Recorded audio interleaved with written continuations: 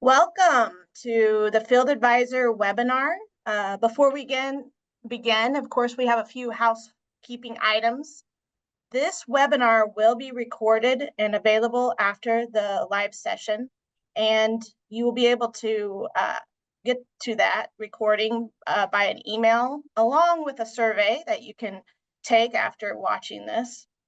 There are CCA credits available. If you're watching the webinar live, a QR code will be available at the end of the presentation. If you are watching this as a recording, you also are able to get CCA credits, but we highly recommend that you self-report those CCA credits. If you don't know how to self-report, we do have some instructions under the events tab at fieldadvisor.org. If you have any questions throughout the webinar, please put them in the chat. We're going to be watching the question and answer portion, and we will be doing question and answers at the end of the webinar. So now I'm going to introduce our presenters today. First off, we have Dr. Joana Colussi, is an instructor and a research learning innovation coordinator in the Department of Agricultural and Consumer Economics at the University of Illinois Urbana-Champaign. She has experience teaching global agribusiness management at the undergraduate level and global agricultural and supply chains at the graduate level.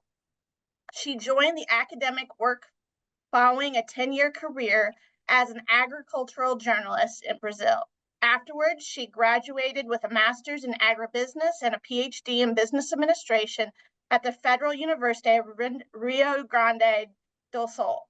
Joana is also a member of the Farm Doc team, an extension group from the University of Illinois.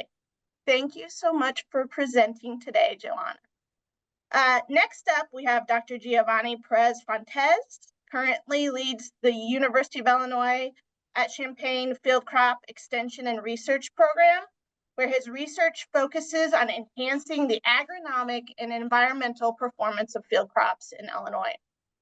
His work involves evaluating and refining management practices to improve grain yield, nutrient use efficiency, and reduce environmental impacts.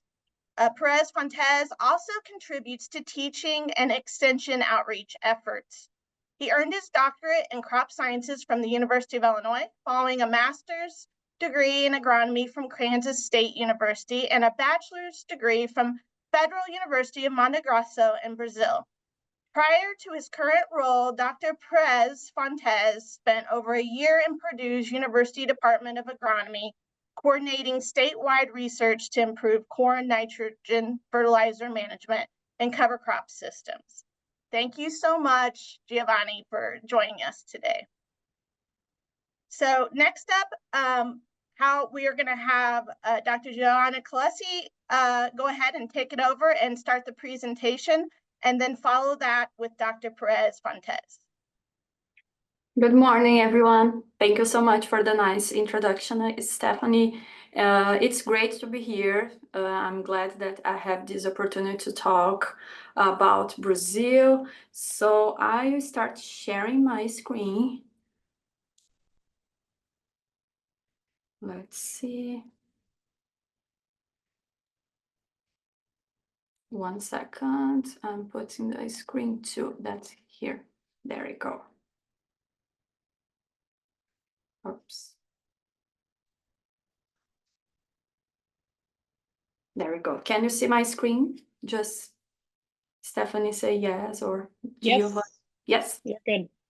So the idea today is try to maybe change some misconceptions about Brazil's agriculture. We know that Brazil is a powerhouse in agriculture. There is, I would say, a lot of misinformation around the country, especially regarding the agribusiness. So a very quick introduction regarding me. I am from Rio Grande do Sul, that's in the south of Brazil.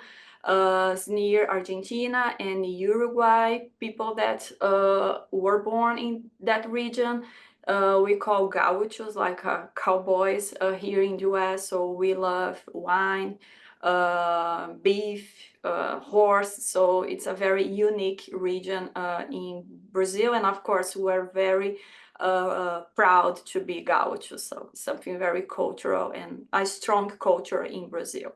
And actually is where the soybeans started in Brazil, exactly in this city. This is a corn picture, sorry about that, but in that place, the name of the city is Santa Rosa, is where the soybeans started in Brazil 100 years ago.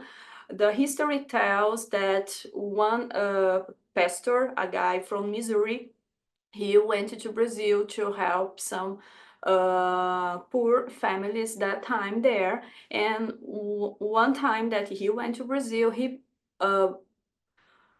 brought in a bottle some seeds of soybeans, and he spread these seeds to the families there. And then the soybeans history started in Brazil exactly 100 years ago. So a little bit about history. I have been living here in Champaign since 2020, so almost 5 years right now. So let's start with my idea. I have 20 minutes. I'm trying to control my time. My idea, let's see if you can see on the questions and answer. I'll start with this question. Expansion into the Amazon represents a big portion of soybean production in Brazil. Let's try and see if you could put something on the Q&A chat. Stephanie, if you could help me with that, because I cannot see right now. Maybe I can. Let's see. Yeah, I can see right now. Yeah. I don't know if the audience could interact or not. Could you? I can type the answer or question for you. Yeah. Yeah. If otherwise, that's fine. We can just. Yeah, I think I cannot see the Q&A. I cannot see the interactions here. Yeah, but there we go. So this is one myth. Many people think that the Amazon represents a big portion of soybean production in Brazil, and that's not true. If you look here, we can see the distribution of the land use and land cover in Brazil. As you can see, the Amazon here is the big portion. So more than 80% of the Amazon is completely untouchable, actually 86%. When you look all the territory in Brazil, 64% is covered with native vegetation. So here you can see the change in the native vegetation since 90s, the pasture land and also the agriculture.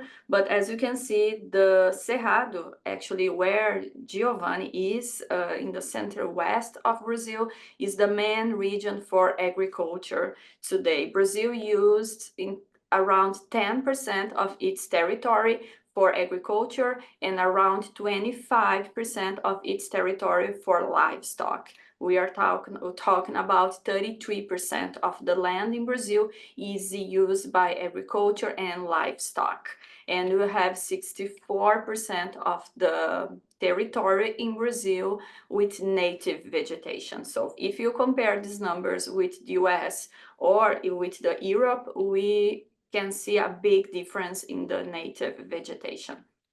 So here in this map, we can see where the soybeans are distributed in Brazil. So the 3 states in the center west, Mato Grosso, Goiás, and Mato Grosso do Sul, and 2 states in the south of Brazil, Paraná and Rio Grande do Sul, where the soybeans started, represent 75% of soybean production in Brazil. And there is no Amazon forest in the at least in the most of the part of center west. We have some Amazon biome, as you can see here, in the north of Mato Grosso, but most of the parts where soybeans are distributed is concentrated in the Cerrado biome and also in the south of Brazil. And recently, a new agriculture frontier called Mato Piba, that's the name of the 4 states in Brazil, Maranhão, Tocantins, Piauí, and Bahia, also represent more than 10% of the soybean production. It is in Northeast and also Cerrado. So Cerrado, the Brasilia savanna, accounts for 65% of Brazil's soybeans nowadays. So here another idea that I'd like, maybe I was expecting to have some interaction regarding if myth or facts, but the soybean planted area doubled in the last 2 decades, and that's a fact. So if you look the numbers in the last 20 years, the total soybean planted area in Brazil in 2006 was 56 million acres. For this crop season 2025, the forecast that the soybean will occupy around 117 million acres. We are talking about a double since 2006. So there was a huge increase in planted area in soybean production in Brazil in the last 20 years. So as a result, Brazil become the #1 in soybean exports, actually more than 10 years, and #1 in soybean production since 2018. So here you can see the total soybean exports comparing the United States and Brazil.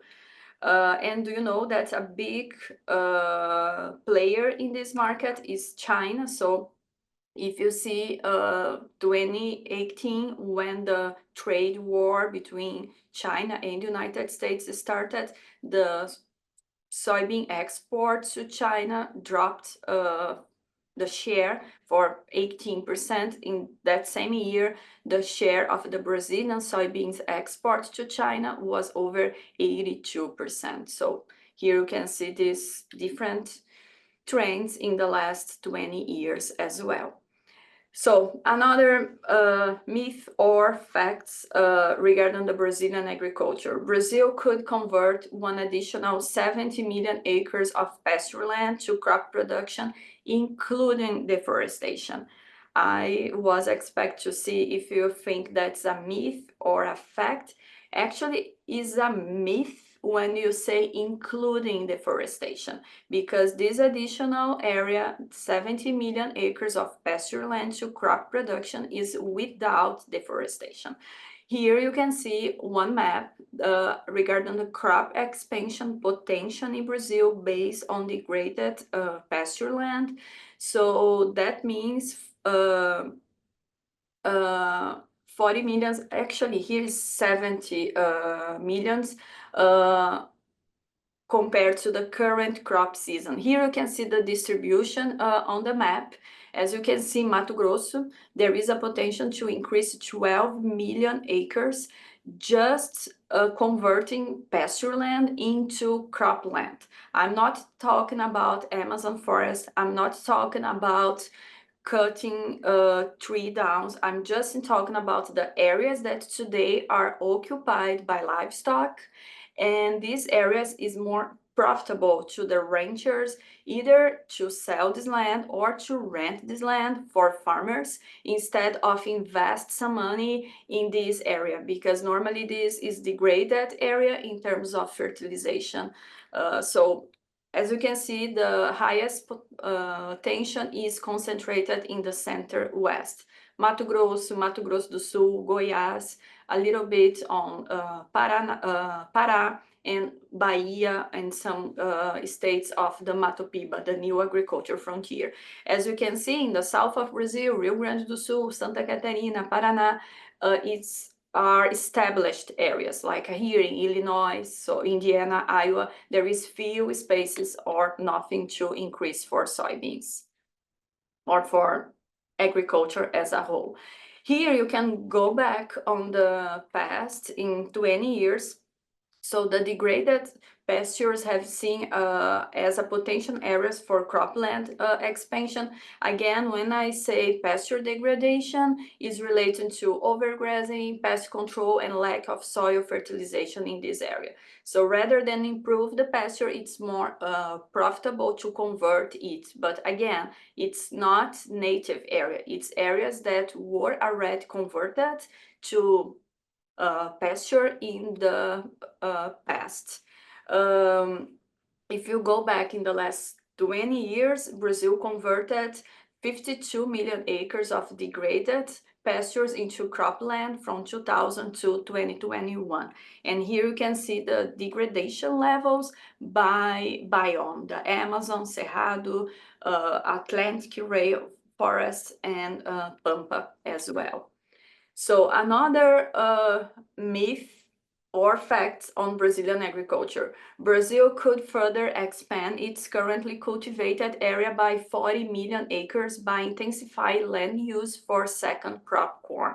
So if you would be able to answer this question, I was expecting that you say that's a fact, because it is a fact. Here you can see the comparison of soybean and second crop corn planted area in Brazil. So nowadays, less than 50% of the area occupied by soybeans in Brazil is used as a second crop corn. That means there is a potential at least to double the current crop season. When I was talking about the degraded pasture land, the additional 70 million acres represent 35% increase compared to the current crop season. When I talk about the potential to increase the agriculture area just using the land as with a second crop corn, potentially with corn, we are talking about to double the current area with the safrinha nowadays. Here one example regarding Mato Grosso, 29, almost 30 million acres are occupied by soybeans, and 18 million acres are occupied by second crop corn. So that means that could have a potential to increase at least in 12 million acres using this land as a second crop corn. Of course, we cannot say that 100% of the soybean area could be used by a second crop corn. Sometimes there are some challenges regarding climate or but most of these areas there is some potential to increase the use, the intensification of this land. Of course, there are a lot of factors at play: international market, demand, price. Nowadays, the prices of corn or soybeans are much less attractive than they were in the last 2 or 3 years, but still, when you think about potential regarding land, that's the scenario in Brazil. So here you can see the distribution of corn by region in Brazil is very similar than soybeans, with some change regarding the first, second, and third crop, but more than half of corn production is concentrated in the center west as a second crop, planted right after the soybean harvest. Corn production is also increasing as a second crop into the new agriculture frontier, Mato Piba, that nowadays represent around 10% of the corn production in Brazil. And we know that the growth of the second corn that we just saw the map is a huge opportunity for Brazil to double its corn production in the coming years. So here you can see the total corn planted area in Brazil in the last 20 years. So the area almost doubled. So from 30 million acres in 2005 to over 50 million acres in 2025. That's a forecast for the current crop season 2024-25. But again, most of this increase happened in the center-west states, where it's possible to have soybeans during the summertime and corn as a second crop.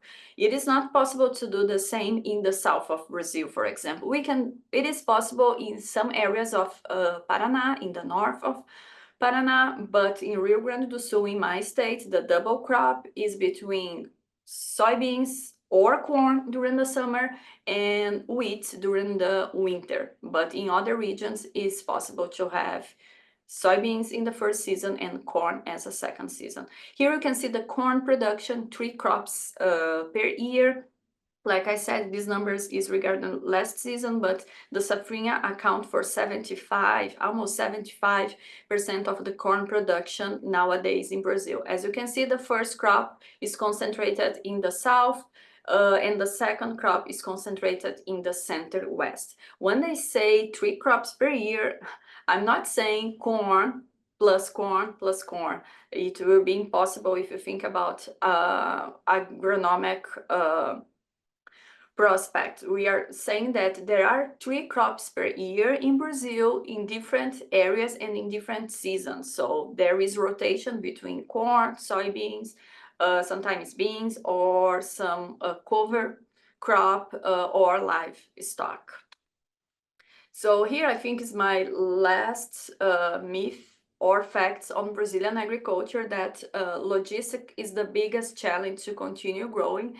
This is a very easy question. I'm sure that you say, yes, that's a fact, and it is. So here is the Mato Grosso soybean highway. The number is 163. So it's between this record that, I don't know, I hope you can see the video, but it was in an off season in May 2023. So most of the lands in Central West, in Mato Grosso do Sul, Goiás, in the south of Brazil, are single lands, like this one that you are seeing on the video. And again, a lot of trucks on the roads. More than 60% of the grain transportation in Brazil rely in trucks. So as you can see, we recorded that in an off season, was not during the harvest time. You can imagine this road during the harvest time. So just one example. Brazil is trying to reduce the dependence of trucks. This situation was much worse in the past, I would say 15 years ago, but still it's a huge challenge. All the times that I have opportunity to talk about Brazil and I do comparisons, is normally we compare Brazil and United States. When you compare on farm in terms of technology, in terms of practices, farmers are very, very similar. So when you think about yields, the same, especially soybeans. Of course, in corn, there is a difference between the yields, a huge difference between the United States and Brazil, especially because the corn is planted in Brazil majority as a second season. But when you compare the off farm, outside of the farm, the roads, the storage, the connection, there is no comparison. So there are a lot of investments, and the situation, like I said, is much better nowadays. Recent investments led the Brazilian government to project that barge and rail will play a more significant role in the future. Like I said, nowadays, more than 60% of the grain transportation in Brazil rely on trucks, then followed by barge and rail ways. So there is some projects by 2030 that the share of highways for general cargo could decrease from 60 to 30%. We'll see. 2030 is in 5 years. So, and also there is some goals regarding to increase the role of the railways in moving grains to ports. So here you can see a picture regarding the logistic flows of grain exports in Brazil. So during the many years, the main area for export was concentrated in the southeast of Brazil, in Santos, Paranaguá, in Rio Grande as well. But in the last 10 years with some changes in legislation that allowed the investments from the private companies, the share of the ports in the northeast and north of Brazil increased a lot, and that helped the transportation to the export. So thinking about that, if you are a farmer in Mato Grosso or in Pará, in Mato Piba, it's make much more sense to transport your beans or your corn through the north ports instead of go to the southeast, where you should drive at least 2,000 kilometers, for sure over 1,000 miles in single lanes. So here, my last slide about a storage depth in Brazil. So as you can see, the storage is not following the increase in grain production in Brazil. So this is the storage that was in 2023, over 100 million tons. When you compare Brazil and United States, here in the United States, almost 60% of farmers, they have storage on farm. In Brazil, this number is around 15%. So there is a high dependence to third-party storage, either cooperatives, traders, or even trucks. They should sometimes they don't have where to put the grain, and so trucks are the storage to put the grains or on the ground. So here you can see the picture regarding the storage depth in Brazil. So I think I'm almost over time, and I will pass to my colleague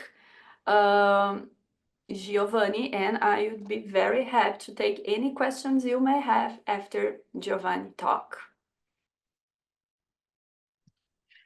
All right, let me get my slides up.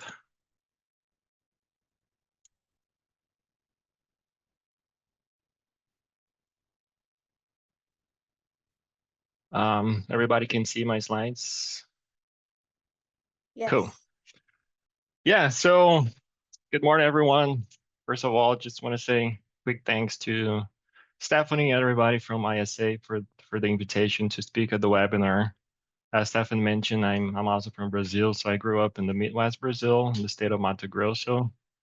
So what I like to do for the next 20 minutes or so, I want to make sure that we have time at the end for the Q&A. So what I like to do, just talk a little bit about some of the misconceptions of Brazil agriculture, but from an agronomic perspective.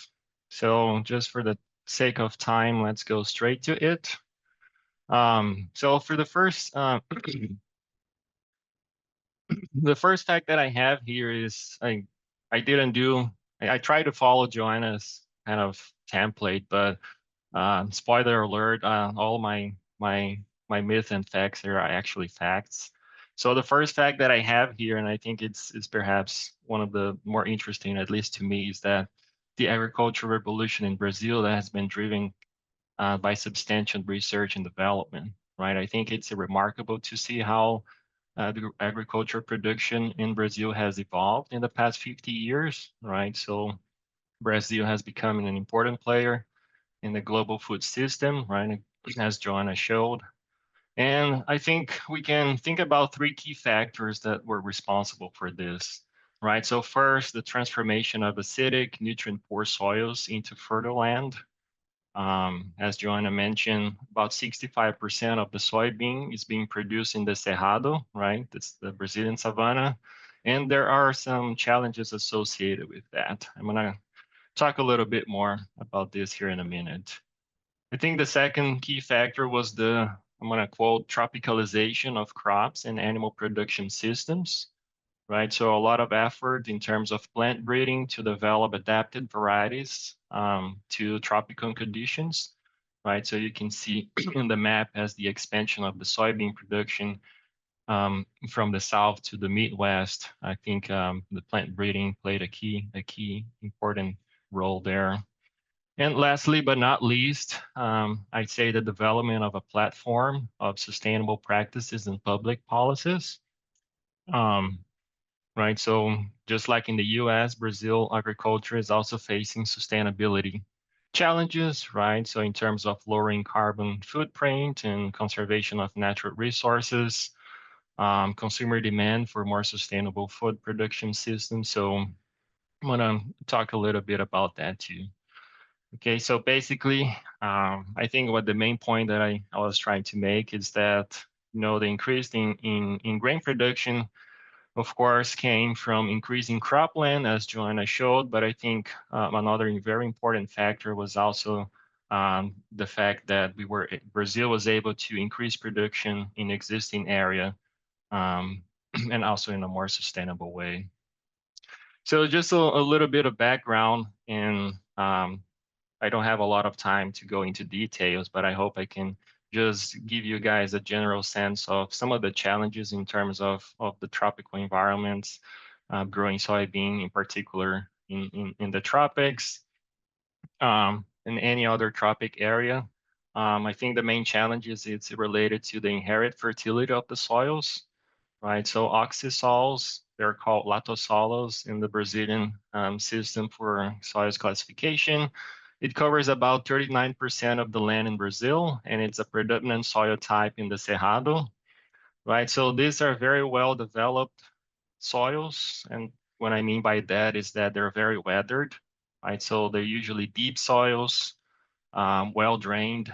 They can range from sandy to clay in terms of texture, right? Sand content can range between 15 to 80%, and they have less than 20% silt, right? So these soils, they were formed under a relatively flat landscape. So there was a lot of water infiltration and leaching that removed the silica and other bases from the soil. So oxysols, they're naturally low in pH, right? So they're very acid, ranging from 4 to 5.5. They have high content of iron and aluminum oxide, and that's what gives the red and the yellow color on the oxysols in the tropics. They usually have low CEC, especially the sandy soils, and they also have high content of exchangeable aluminum, right? So this it's very bad for root growth. So here's just a standard soil fertility and nutrient management to overcome some of those challenges. So farmers apply lime every year or every other year at most, right? We know that lime application, this is mainly to increase soil pH, right? Just like in the US, farmers are trying to increase pH to 6.5. Farmers also apply gypsum, right? And the key reasons are to provide calcium and sulfate for the crops and also neutralize subsurface aluminum toxicity, right? And I just want to take a little moment here to highlight this because I do get these questions often. Gypsum, it's not used to increase pH, right? It's calcium sulfate. It's different than lime, which is calcium carbonate. So the carbonate, it's actually the part that increases pH. Gypsum, it's very helpful, especially in the tropics for neutralizing aluminum toxicity, right? So basically what you have here is the dissolution of the calcium sulfate. The calcium is going to displace the aluminum at the exchange sites, right? And that aluminum is going to react with the sulfate in the soil solution and become aluminum sulfate, which is a non-toxic form of aluminum, right? So decreasing aluminum toxicity, it's very important for increasing root development. P&K, just like in the US, recommendations are based on soil test levels. There are critical soil test levels for P&K. And in terms of micronutrients, what I've been reading is that zinc and boron deficiency has become more frequent, and farmers are usually applying zinc and boron either foliar or in the soil. The second fact that I have here, and it's all related to the first three factors that I started my presentation, is that the development of early maturing soybean varieties with high yield potential and stability, it was essential for the double crop system in Brazil, right? So a major advance in terms of genetic improvements of soybeans occurred with the creation of the Embrapa Cerrado, right? For those that don't know Embrapa, it's the equivalent to the USDA in Brazil, right? So Embrapa actually has a very strong and competitive breeding program. They release several varieties adapted to all soybean producing regions in Brazil, with several biotechnology traits, right, including the Intacta RR2 Pro. This is actually a BT soybean, which is kind of interesting because there's no BT soybean in the US being commercialized, but we do have in Brazil. And just quickly, this is a map from Brazil. I got this from the Embrapa, right? This kind of recommends the maturity groups used in soybean. Most of the soybeans are indeterminate, and they're ranging from maturity groups from 4 in the southern Brazil all the way to 8 and 9 as you move north in Brazil. So here is just some of the highlights in terms of the genetic traits from soybean varieties developed by Embrapa. Of course, they have several varieties with different resistance, but in general, that's what we find, right? So soybean varieties, they're resistant to diseases like Asian leaf rust, the frog eye leaf, the stem canker, and soybean powdery mildew. Some of those are also found in the United States. And nematode resistant, mostly for the root knot nematodes and the soybean cyst nematodes. There are other genus of nematodes in Brazil, but in terms of resistance, those are the two main ones developed by Embrapa. And here's an example of a soybean double crop corn in Mato Grosso. So I'm from Mato Grosso. I'm going to bring a lot of examples from this part of the country.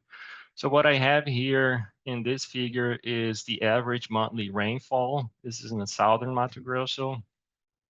There's on average, the annual precipitation is about 67 inches, right? With most of that rainfall coming between October and perhaps April, right? During the spring and summer time in Brazil. So in Brazil, there's actually something called the soybean sanitary fallow, which is a period of at least 90 days in which nobody's allowed to plant or have any live soybean plants in the field. This is a policy from the government, mainly for controlling the Asian leaf rust, right? So that period extends from June 8th to September 15, right? So after September 15, farmers can start planting. That usually depends on the weather, right? Because if you can see on the map here, September is coming off from a very dry season in Brazil, right? So the winters, we have a very, very little precipitation in the Midwest. And farmers usually wait until 3 inches of rainfall has accumulated so they start planting, right? So in general, soybean planting can begin September 15 and can go all the way to November, right? So again, these are somewhat early varieties, 110, 115 days, I would say.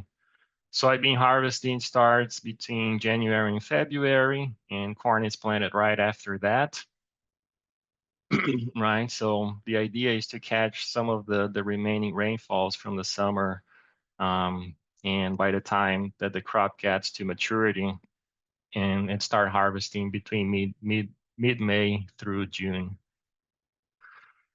The third myth that I have for you guys here is that, not myth, the fact, sorry, is that Brazilian farmers apply more pesticides than US farmers. Actually, according to the FAO database, Brazil is the country that uses the most pesticide in the world, followed by the US and China. Right, so just as a reference, Brazil uses about 9 pounds to the acre of pesticides, whereas US farmers are applying about 2.5 pounds to the acre.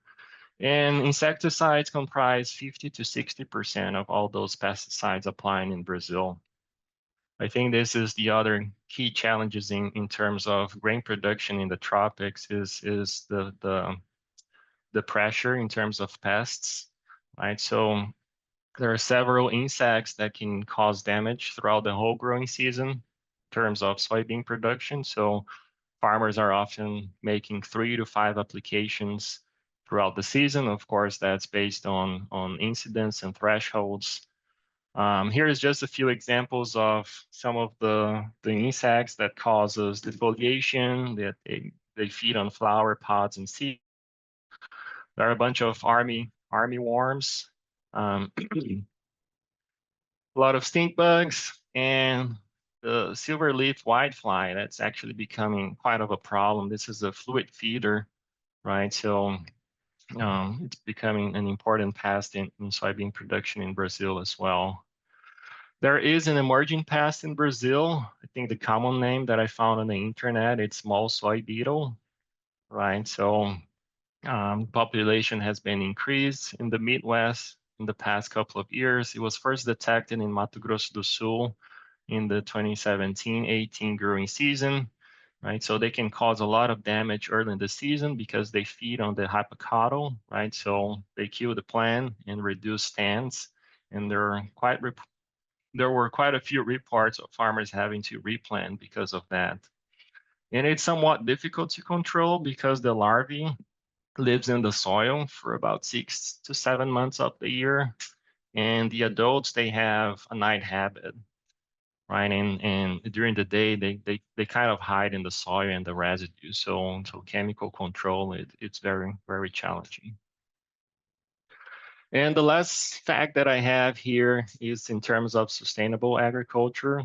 Grain production in Brazil, it's perhaps more sustainable than we think, right? So the no-till cropping systems in Brazil, they're based on 3 pillars, right? No or very minimal soil disturbance. When I say minimal, it's because in no-till situations, every now and then farmers are doing some light incorporation of lime, right? Because without the disturbance, there is some stratification of soil pH throughout the profile.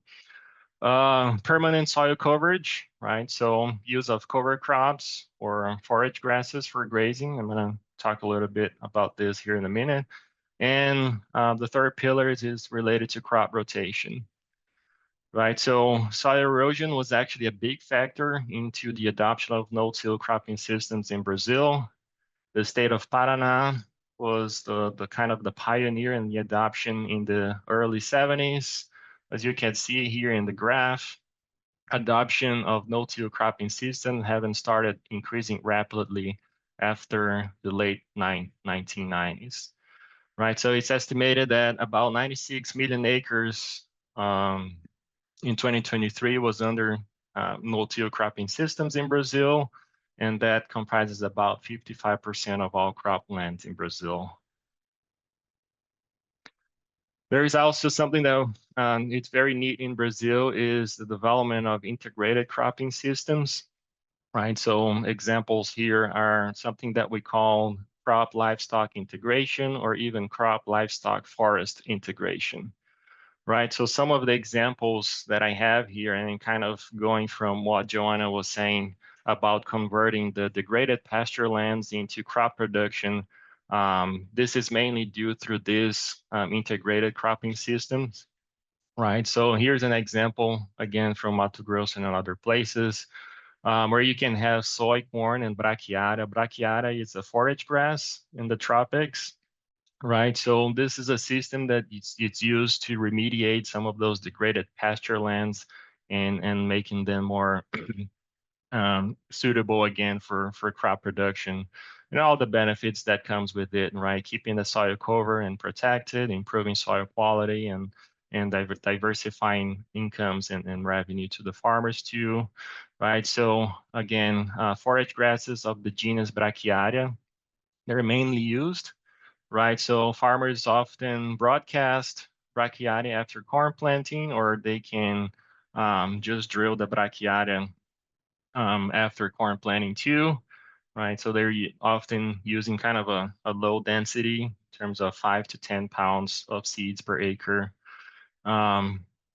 It's recommended to apply herbicide early in the season to kind of suppress the brachiaria, right? So you suppress the brachiaria, the corn continues to develop and close the canopy, right? So with that, there's been a lot of studies showing that there's minimal yield impact on brachiaria in terms of corn production, as long as adequate nitrogen fertilizer is applied. And lastly, just want to talk a little bit about the Brazilian Forest Code. There was a law 12651 they called the New Brazilian Forest Code, right? That was a law that kind of regulates the protection of native forests and other indigenous plants in Brazil. The law was passed in 2012, right? And this is part of the law that I found on the internet. Just briefly, the law highlights that for all the rural properties in terms of farmlands, they establish a minimum percentage of the land that needs to be what we call the legal reserve area, right? So keeping the native vegetation. So if you're in the Amazon biome, right? So 80% of your land actually needs to be left aside for to become a legal reserve area. If you're in the Cerrado, 35% of your land needs to be in this legal area reserve or the permanent native protection, right? So this law is actually very useful for the government in terms of regulating land use and environmental conservation and rural practices, right? So with that law, there's something called the Rural Environmental Registry, right? So it requires all rural properties in the country to register in the system. And that's what the government can actually uses this database to have a good handle in terms of conservation practices, fire preventing, and other policies, right? So here's an example that I found on the internet, right? So the law passes in 2012. There's still quite a lot of acres in Brazil that still needs to register. But this is what it looks like in Mato Grosso nowadays, right? So all those green areas in Mato Grosso, they highlight the legal reserve area that it's required by under the new forest code law. And with that, I want to stop here, and hopefully we can have some time for Q&A. Yes, thank you so much to both of you. My camera is not going off for some reason, and that's probably a good thing. So I'm going to start and kick it over to Joanna. There's a question from Dr. Nave in the chat box. Can you see that question? Yes, yes. Okay, can you expand on that? That is something that actually blew me away when you commented on that. And I know Giovani also commented on the potential of pasture land to be converted to soybeans. I'll go ahead and let you answer those questions. Sure. Yeah, that's a good question. When you think about cattle in Brazil, and Giovani can help me to answer this question, please. They are grass-fed, so most of the production in Brazil is not confined like here in the US. So yes, we can see that the areas for I cannot see the question. Oh yeah, the areas for livestock is decreasing in Brazil, but still there are a lot of areas, and they can also use to plant soybeans in the first season and also use the same land for livestock in part of the year that we call the integration between agriculture and livestock. And then if you like the prices of the livestock, they are much less attractive than the prices of soybeans, at least on the average in the last 5 years. So yes, the cattle production is decreasing a little bit in Brazil, but still there are a lot of space based that most of the production is grass-fed. But Giovani, please help me to answer this question if you want. Yeah, and I think I highlighted a little bit on the uh, crop livestock integration, right? So that's a system that is actually integrating crop and livestock. So for farmers that are starting to adopt those systems, it's not actually the cattle's are going away, but you're actually integrating them with your crop production. So um, farmers will keep the land and still raise cattle. And Yeah. And sometimes they can have the tree activity regarding the forest. That's the perfect integration that they call agriculture, livestock, and also forest. Yeah. And Jill, I'm very glad that you mentioned about the legal reserve, the forest code, because that's the most often question that I received here in the US about the environmental in Brazil. The legal reserve is something unique. There is no legal reserve here in the US. There is no legal reserve in any other country that I have heard.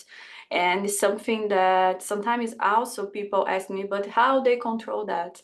So there is a system that Giovani mentioned. Of course, we are not saying that there is no illegal situation. Sometimes can happen, but that represents 1-2% of the agriculture in Brazil is the exception, is not the rule. And for these people that don't follow the rules, there is the legislation that's a crime. So we have heard about a lot of some fees and other penalties that some people should pay if they don't follow this rule. The legal reserve, 20% in the south of Brazil, 20% in some areas of Cerrado, 35% in the transition areas, and 80% in the Amazon biome. That means that if I have a farmer in the Amazon biome, and I have, let's say, 1,000 acres there, I can use just 200 acres. Other 800 acres, I must to preserve untouchable, and there is no compensation for that. Government don't give money for you because of that. It's private land. Yeah, we have more questions. So I know, for the sake of time, and I know we have a lot of questions, and I have questions too. Yeah. But I know, Giovani, you did cover the use of cover crops and minimum tillage. If something more specific question, Steve, you can, I'll have you put that in the chat. And I was interested, I know you covered about the second and the different seasons in Mato Grosso, but what happens if you can't plant corn in that second crop? Is it, does that ever happen, or? It does, especially recently. I was actually talking to a friend of mine that farms in Northwest Mato Grosso. So, if you remember, I think 2 years ago, there was a drought early in the season, right? So that delayed soybean planting. So, um, if it's delayed too much, you end up not having enough time to harvest the beans and plant corn. I think in terms of Mato Grosso, you want to plant the double crop corn by the first week of March, right? So that will give you enough time.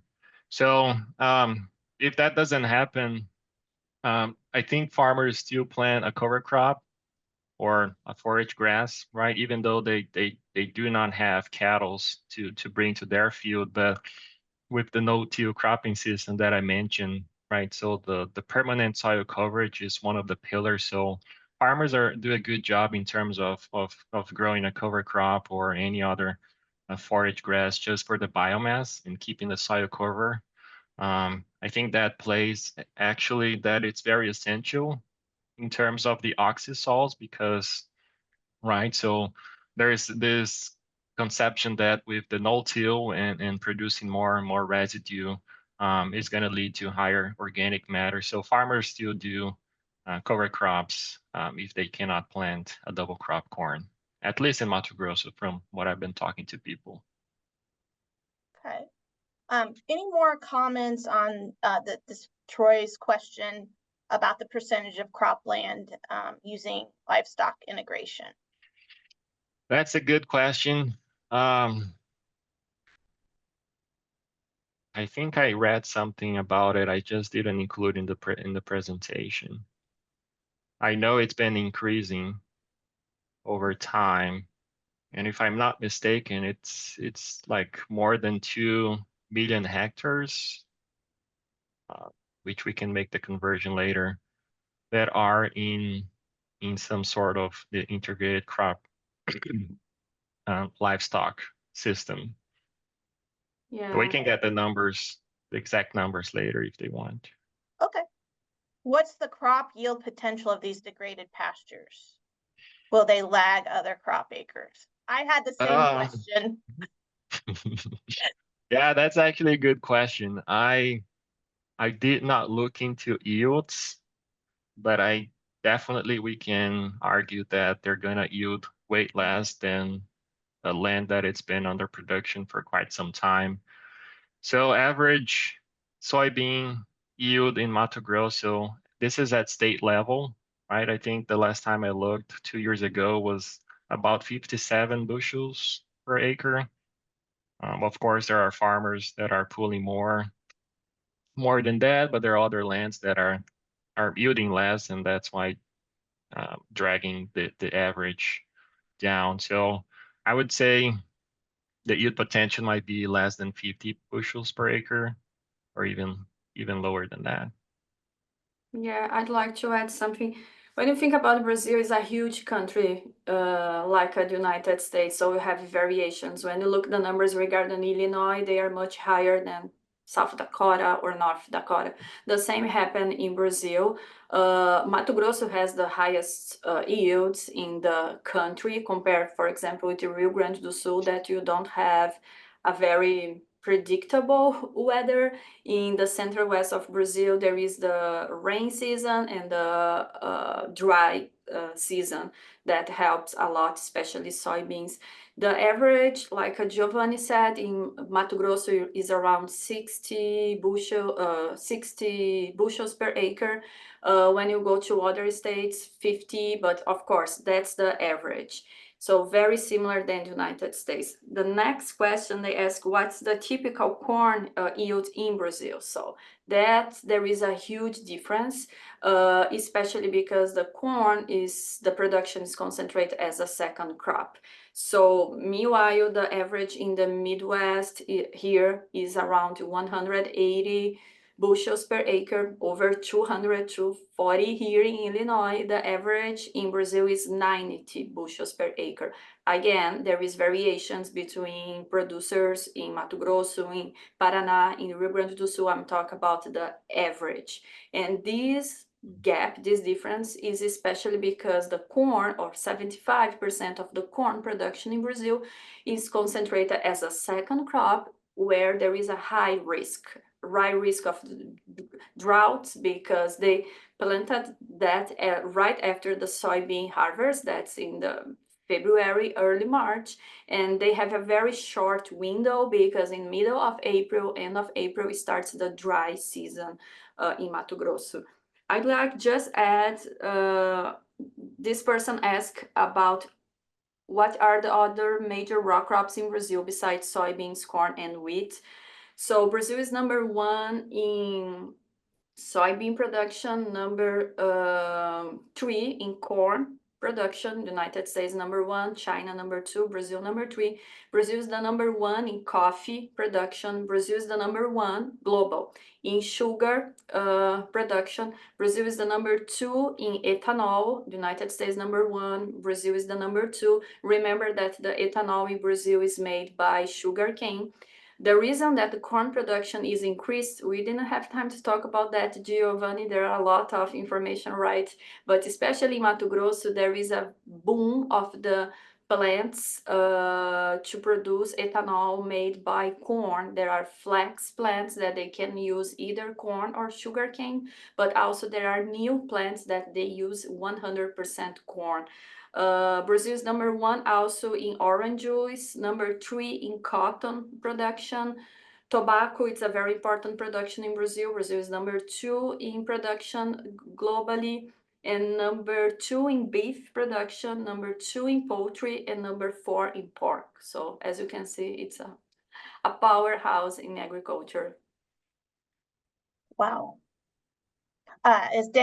Danielle, oh, is he answering or helping answer that one question, Giovanni? Can you see it in the chat? Oh yeah, I think it's a comment from Danilo. He says about 28 million hectares of degraded pastures are suitable for agriculture expansion in Brazil. Yeah, I that's think that the was a comment rather than a question. Yes. yeah, that's the information that we show regarding the was a Embrapa study that they show this potential of almost 30 million hectares, almost 7 million acres. That's the potential to convert from degraded pasture land into cropland. That's the potential. Of course, there are a lot of factors at play: international market, Chinese demand, prices. Okay. Is Yeah. there a government agency in Brazil, like the US EPA, that regulates the amount of pesticides used? Short answer, yes. It's called Anvisa. They regulate chemicals usage and registration and everything else. I think the fact that farmers in Brazil are applying 3 to 4 times more pesticide is what I highlighted. There's a very right. So pest pressure in the tropics are way more than in temperate regions, right? So if you think about the US, you have the freezing temperatures and the winters that kind of breaks the pest cycles. In the tropics, it's warm all year long, and you have the rainy season and you have the dry season. So um, we don't get the opportunity to break pest cycles. So pest pressure, it's quite a lot, and I showed all those different pests and insects that are main pests in soybean production in Brazil. So I think the fact that we're applying more doesn't mean that they're off-label, but because we have to control, and there are pests that affects soybean production throughout the whole season, right? So there's the diseases and pests early in the season, and then during the reproductive stages. So it's very important to scout and make decisions based off of the threshold. So yeah, and it's important to remember, just to complement you, Giovanni, that Brazil, I mean, there is no off season in Brazil. There are at least 2 crops per year, sometimes 3 crops per year. So that's the reason that the use is more. yes. So I have one last question. Sure. I know today's presentation obviously was about Brazil, but I have been following along with Joanna's things that she's been putting out on Farm Doc. And one thing that I have my eye on is Argentina's corn production is very highly affected by the corn stunt disease. And so this is something we have our eye on in the US. We've just found it. It scares me. It's a bacteria spread by a leafhopper, and it's pushed Argentina to produce 7% more soybean planted area in the 24-25 season. Is this something that could affect Brazil's corn crop, this disease? And if you can't answer that, that's fine. But could it be a potential threat to the corn crop in Argentina, or is it safer because it's planted as a second crop? I leave this answer to Giovanni or crop science. Yeah, I don't have a definite answer, Stephanie. I haven't looked into that new disease, but of course, if the disease cross the borders and start being a problem in corn production in Brazil, there's that lag period, right, in terms of developing management practices for controlling that and perhaps new chemicals, right? So I think farmers will try and plant more soybeans than corn if that's the case, just in terms of profitability and practicality. But I don't have a definite answer for that.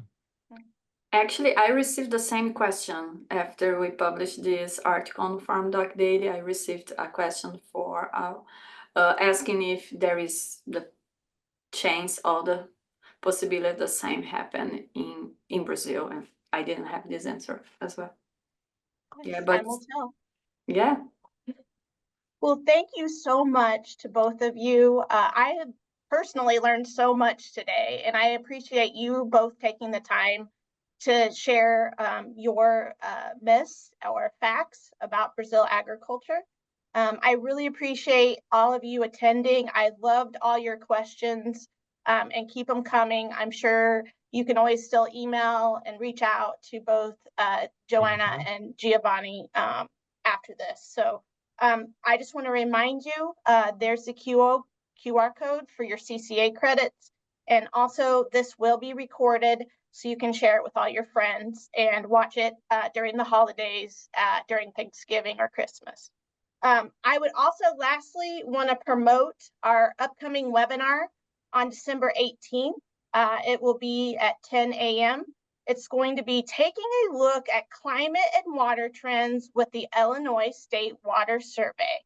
This will be with Dr. Trent Ford, Illinois State climatologist, as well as Steve Wilson, groundwater hydrologist at the Illinois State Water Survey. So catch us then.